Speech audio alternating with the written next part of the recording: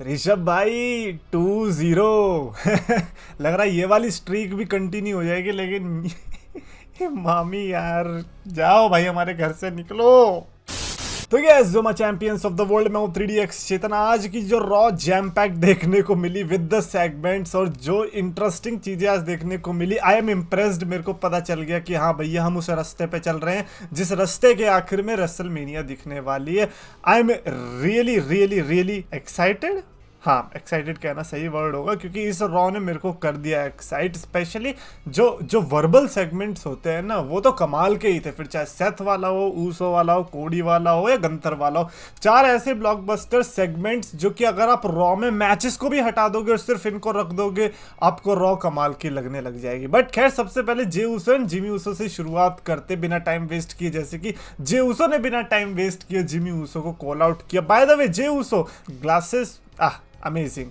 और मैं ये जानना चाह रहा हूँ कि तुम्हें दिखता कैसे। मेरे को बचपन से ऐसे ही रहता था, जैसे जॉन मॉरिसन भी आता था ना, वो चश्मे पहन के जिसमें यहाँ पे क्रॉस बना रहता था। अब भाई तुम्हें दिख कैसे रहा है यार। बट खैर, Jey Uso and Jimmy Uso आमने सामने आए। जिमी ऊसो ने आके जिस तरीके से वो टिपिकल ट्रिपल एच वाला डायलॉग ना, जब वो बोला करता था डेन बैन को कि मैंने तुम्हें प्रोटेक्ट किया और मैं तो तुम्हारा भाई। बाय द वे, भाई से याद आया, माइकल कोल ने आज Matt Hardy, Jeff Hardy, oven heart, इनका नाम ड्रॉप किया भाई। क्योंकि जब वो ब्रदर वर्सेस ब्रदर बता रहा था, ब्रेट वर्सेस ओवन बताया और मैट वर्सेस जेफ बताया। मैं ये कह रहा हूँ कि विंस मैकमैन के रहते क्या कर लेते हैं आप ये। आज जो पॉसिबल हो पा रहा है वो विंस मैकमैन के रहते नहीं हो पाता। बेचारा विंस मैकमैन वहां बैठे बैठे कह रहा होगा, हाँ नहीं, ओवन हार्ट का नाम नहीं लेना था, मैट और जेफ का भी ले लिया, ये माइकल कोल सटिया गया है। बट खैर, एक और बेस्ट चीज मेरे को लगी थी, जो वो पीछे बंदा जो आप हार्ड कैम के बिल्कुल सामने देख रहे थे ना, बंदा जो Jey Uso and Jimmy Uso के टाइम पे पोस्टर लेके आया था, उसमें लिखा था कॉल रिकीशी, है ना। तो वो बंदा बहुत सही था, क्योंकि उसने अच्छे अच्छे पोस्टर्स लाया था अलग अलग सेगमेंट्स के। So I really like that guy. काफी अच्छा फैन निकला WWE का। खैर, जे ऊसो ने बजा दिया फिर जिमी ऊसो को। जिमी ऊसो ने कहा कि भैया मेरी वजह से तेरा सबसे अच्छा अभी तक मोमेंट आया है। लेकिन मैं वही सोच रहा था, जो जे ऊसो ने भी सोचा कि भाई उसका बेस्ट मोमेंट तो तब आएगा जब वो रेसलमेनिया में तेरे को फोड़ देगा, जब वो तेरी एस में से हिट निकाल देगा, जो कि जे ऊसो ने किया। अभी बेचारे को बजा दिया, बट अल्टीमेटली 2-on-1 की सिचुएशन। सोलो सिकोआ खामखा आके बीच में बजा देता है। भाई इन सब के चक्करों में सोलो सिकोआ, मैं तुम्हें बता रहा हूँ कि तुम्हारा मोमेंट कभी नहीं आएगा ऐसे। तुम आते रहना, कभी ड्रू मैकिंटायर को बजा देना, कभी कोडी को बजा देना, अभी इस वाले मैच में तुम आके जे को बजा देना, कभी ब्रॉक को बजा रहे हो।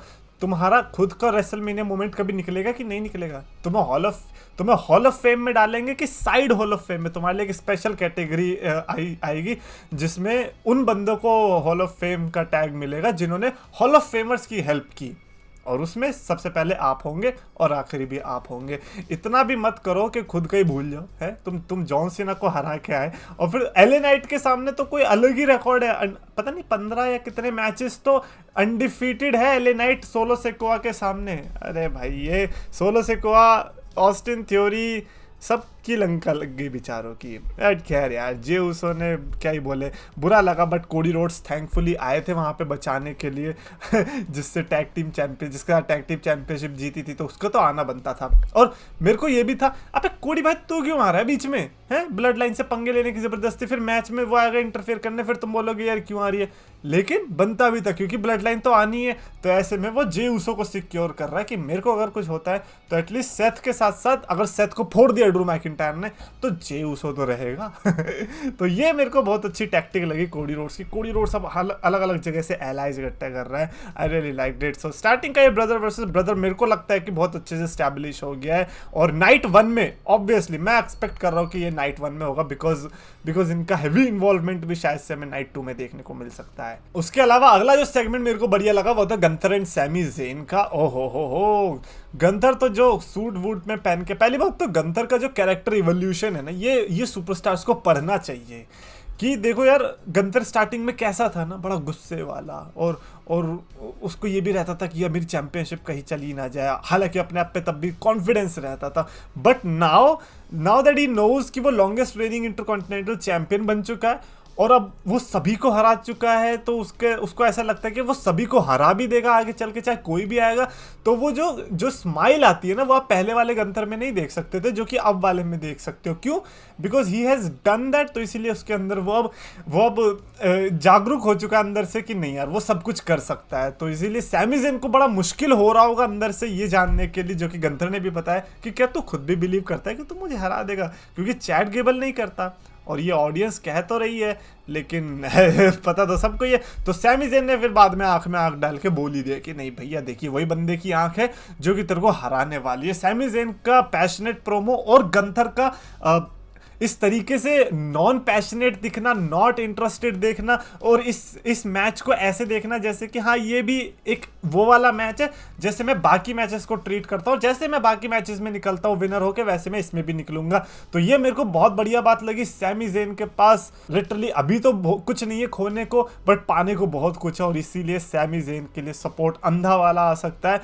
But Chad Gable being the x factor, वो क्या रोल प्ले करने वाला है, मैं तो उसके लिए ज्यादा एक्साइटेड हूँ।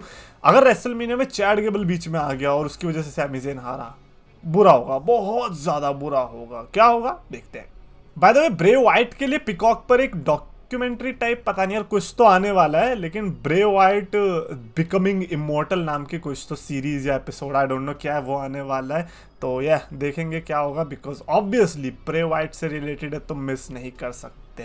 कोडी रोड्स की तरफ बढ़ते हैं। कोडी रोड्स के लिए इन्होंने जैसे वो यस के पेपर्स नहीं, टेम्पलेट्स नहीं, टेम्पलेट बोलते हैं, पेम्पलेट बोलते हैं हाँ, तो वो बांटे थे, वैसे ही ऑडियंस को इस बार वी वांट कोडी येलो कलर में बांट दिए कि भैया जैसी कोडी आई ये उठा के दिखाना, वी वांट कोडी, वी वांट कोडी। भैया किधर वांट हो तो गया confirm, Roman Reigns versus Cody Rhodes. अब कतई के स्वर्ग में भेजना है, वी वांट कोडी इन हेवन। अबे तुम इतना क्या पीछे पड़े हो, वी वांट कोडी कुछ अलग ही हैशटैग कोडी लिख देते बस। वी वांट क्या होता है यार, वी वांट कोडी वेयर? बर्थडे पार्टी कहना चाह रहे होंगे ये, इन्होंने न्यूज़ सुन ली कि यार बर्थडे पार्टी में जा रहा है कोडी रोड्स, तो हमारे बर्थडे में भी आओ, हमारा तो आने वाला है। अच्छा उसका जून में आने वाला है, मेरा भी जून में आने वाला है, कोडी भाई मेरे बर्थडे पे भी आ जाना। एनीवेज हमारे पास उतने पटाखों के पैसे है भी नहीं जितना आपको चाहिए होते, तो मत ही आना। आज कोडी रोड्स ने जो बातें बोली मैं बड़ा सरप्राइज्ड हो गया, बिकॉज अभी मेमो आया था, क्या बोलते हैं, सुपरस्टार्स को, कि जो रॉक ने बोला वो रॉक बोल मतलब ऐसा तो नहीं बोला कि रॉक बोल सकता, लेकिन तुम मत बोलना, तुम अपने लिमिट्स क्रॉस मत करना, पीजी है। कोडी रोड्स आया, उसने कहा ले भाई, मेमो को फाड़ दिया और कहा कि हम तो ऐसे ही बोलेंगे भैया, कोई रोक लेगा। रॉक की जो बेइज्जती करी आज, बिल्कुल रॉक के स्टाइल में जवाब देना जरूरी था, क्योंकि अगर नहीं देता तो कोडी रोड्स वीक लगता। And if anything, Cody Rhodes तो वो बंदा नहीं है जो कि रोड टू रेसलमेनिया में वीक दिखना चाहेगा। मेरे को लगा कि कोडी रोड्स एब्सोल्यूट बीस्ट दिखा, जिस तरीके से बातें करी, जिस तरीके से रॉक को एसहोल बोला गया, और जिस तरीके से पॉल हेमन ने आके ये कहा कि भैया स्मैकडाउन में हिम्मत है क्या, बोल है हिम्मत, तू आएगा अकेले आएगा। तो ये सब डील भी हो गई कि रोमन रेंस भी अकेला आएगा, कोडी रोड्स भी अकेला आएगा। पॉल हेमन की एक बार शक्ल तो देख लेता भाई, लग रहा है कि वो अकेला आएगा, कहीं कोई सेंस बन रही है ये बात। वो तो खैर अच्छा हुआ जेउसो ने बैक स्टेज में बोल दिया कि चिंता मत कर, कुछ हुआ, अपन है ना, अपन है। जैसे आज पिटा वैसे उस दिन भी पिट जाएंगे। बट नहीं सीरियसली यार, अकेले इस स्मैकडाउन को तो मुझे लग रहा है ब्रॉल होने वाला है, गंदे वाला, Cody Rhodes and Roman Reigns के बीच। और ये मिसिंग भी था, क्योंकि जब से रॉक आया तब से कोडी और रोमन का इंटरेक्शन तो हुआ ही नहीं है सही से। ये भी तो चाहिए हमें, और ये इस स्मैकडाउन को देखने को मिलेगा। I am really pumped for that SmackDown segment. और उसके अलावा Seth Rollins and Drew McIntyre के बीच सेगमेंट देखने को मिला। अगेन आई डोंट थिंक इसके बारे में मेरे पास ऐसे स्पेशल कुछ है बोलने को, बट ये वही है, ड्रू मैकिंटायर भी बिल्कुल सेम वही वाला पाथ फॉलो कर रहा है कि यार हरा तो मैं तेरे को दूंगा ही, अब तू चाहे कितना ही वो कर ले। और सेथ रॉलिंस के लिए बैंड बजने वाली, भाई कैसे करेगा ये बंदा, नाइट 1 में भी है, नाइट 2 में भी लड़ाई। खैर वो तो कोडी रोड्स के साथ भी सेम सिनेरियो है, बट सेथ रॉलिंस के लिए बुरा लग रहा है, बिकॉज कोडी रोड्स तो शायद एक बार जीत भी जाए, सेथ का तो लग रहा है ये दोनों में हारने वाला है यार, मेरे को इसीलिए ज़्यादा बुरा लग रहा है। बट हाँ, ये जो 4 सेगमेंट्स हुए आज के, मेरे को लगता है कमाल के थे। उसके अलावा जो मैचेस भी थे, स्पेशली आज टैग टीम मैचेस से ज़्यादा भरा रहा, क्योंकि वो टैग टीम मैच के लिए टीम्स जो क्वालिफाई करनी है उसके लिए। बट सबसे ज़्यादा बुरा भी लगा जब इंडस शेर हारे। इंडस शेयर बेचारे आते तो इतनी मेहनत से इतने टाइम के बाद आते हैं, और जब आते हैं बड़ा बुरा हारते हैं। और आज ऑसम ट्रूथ से हारना, आई एम नॉट सेइंग कि ऑसम ट्रूथ को नहीं जीतना चाहिए था, बट क्यों इंडस शेयर को ही क्यों पिटना था। मेन इवेंट वो सरप्राइजिंग, बट मैच देखने के बाद रियलाइज हुआ नहीं, सरप्राइजिंग तो नहीं था कहीं से भी। Becky Lynch and Nia Jax के बीच लास्ट वुमेन स्टैंडिंग मैच। ओ भाई साहब, नाया जैक्स को उधेड़ के फेंक दिया, स्पेशली लास्ट वाला जो मूव था बेकी लिंच ने जो लैडर से मारा, आय हाय हाय क्रेजी। मेरे को लगा कि आज की जो रॉ जो 4 सेगमेंट्स ने बांध के रखी थी उसको बिल्कुल कस के जकड़ के फेंक दिया आसमान में इस वाले मैच ने, और कहा कि भाई साहब आज की रॉ थी ब्लॉकबस्टर। आज की रॉ को मैं इजीली 4.5 आउट ऑफ 5 की स्टार रेटिंग दे सकता हूँ, कंसीडरिंग कि किस तरीके से वेल प्रोड्यूस्ड रॉ थी ये।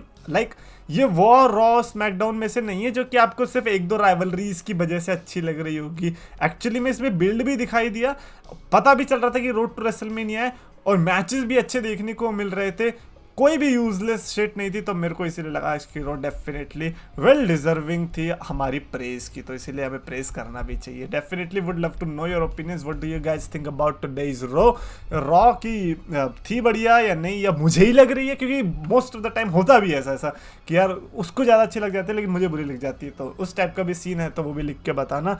और कितने लोग उदास हुए आज, हाँ उदास वाली ऑडियंस भी तो है यार।